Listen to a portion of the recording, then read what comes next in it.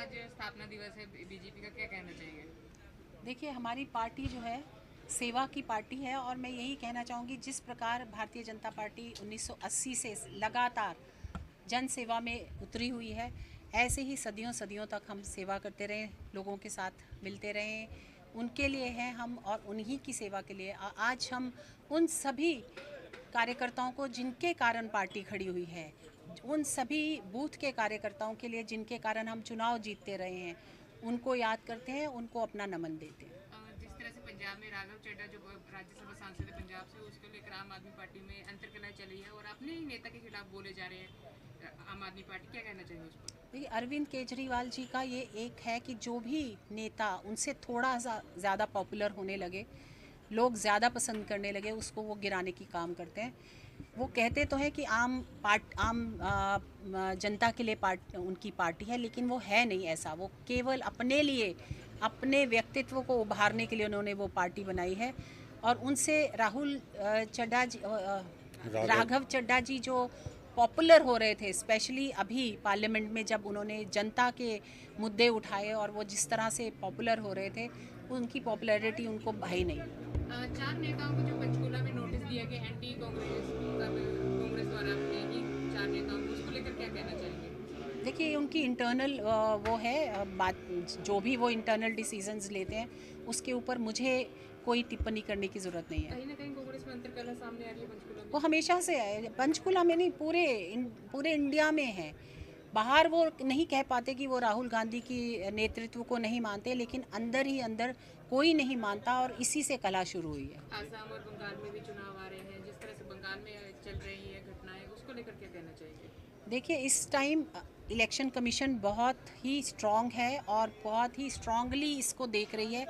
मुझे नहीं लगता इस बार जिस प्रकार से ममता की सरकार और ममता की गुंडागर्दी चलती थी वहाँ पर अब चलेगी, क्योंकि इलेक्शन कमीशन ने अपनी फोर्सेस जो हैं वो पूरी तरह से तैनात कर दी हुई है वहाँ पे। एक मल्लिकार्जुन खड़गे जी का बयान आया केरल में रैली के दौरान, उन्होंने गुजरात के लोगों को अनपढ़ कह दिया। मैम, वो दिखता है। देखिए, जहाँ जहाँ वो हार रहे हैं उनको लगता है वहाँ की जनता अनपढ़ है, वहाँ की जनता उनको फिर से सिखाएगी। और अब वो केरला में भी हारेंगे तो वहाँ की जनता भी उनके लिए अनपढ़ हो जाएगी।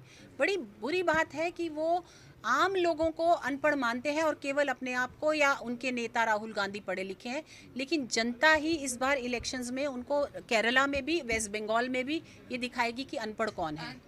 आसाम के मुख्यमंत्री अमित बिस्वा जी, उनके खिलाफ कांग्रेस के नेता है राहुल गांधी, उनके द्वारा कई बार बयान दिया जाता है कि वो भ्रष्ट नेता है, उसको लेकर क्या कहना चाहिए? देखिए, राहुल गांधी फिर से सोच रहे हैं वेस्ट बंगाल में थोड़ा रास्ता बनाए, लेकिन पहले ही वो ख़त्म कर चुके हैं अपनी पार्टी वेस्ट बंगाल में, क्योंकि ममता का साथ देते देते वो खुद कहीं ना कहीं ख़त्म हो चुके हैं। उनकी पार्टी की एक भी सीट अगर आ जाए तो आप देखिएगा एक सीट भी नहीं आने वाली उनकी। Thank you. भाजपा का स्थापना दिवस है, क्या कहना चाहिए? देखिए, 6 अप्रैल 1980 को दिल्ली के रामलीला मैदान में भारतीय जनता पार्टी की स्थापना हुई थी और आज 6 अप्रैल है। इस अवसर पर मैं भारतीय जनता पार्टी के सभी कार्यकर्ताओं को हार्दिक बधाई देता हूं, शुभकामनाएं देता हूं। पिछले 47 साल के अंदर जिस प्रकार भारतीय जनता पार्टी की स्थापना के बाद संघर्ष हुआ, संघर्ष के बाद पार्टी सत्ता में आई, एक बहुत ही लंबा समय जब पार्टी के कार्यकर्ताओं ने अपनी कड़ी मेहनत से, अपने कड़े संघर्ष से बहुत सारी मुसीबतें सहते हुए आज पार्टी को इस स्तर पर पहुंचाया है कि आज पार्टी दुनिया की सबसे बड़ी पार्टी है। 14 करोड़ कार्यकर्ता भारतीय जनता पार्टी के, 18 प्रदेशों के अंदर भारतीय जनता पार्टी की सरकार है, केंद्र में भारतीय जनता पार्टी की सरकार है। जिस पार्टी के केवल 2 सांसद हुआ करते थे, आज तीसरी बार देश में शासन कर रही है।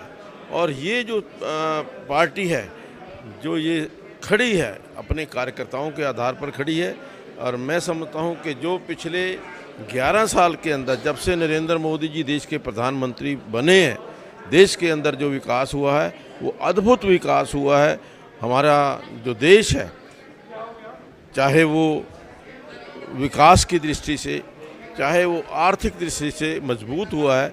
मैं सभी कार्यकर्ताओं को बहुत बहुत बधाई देता हूँ।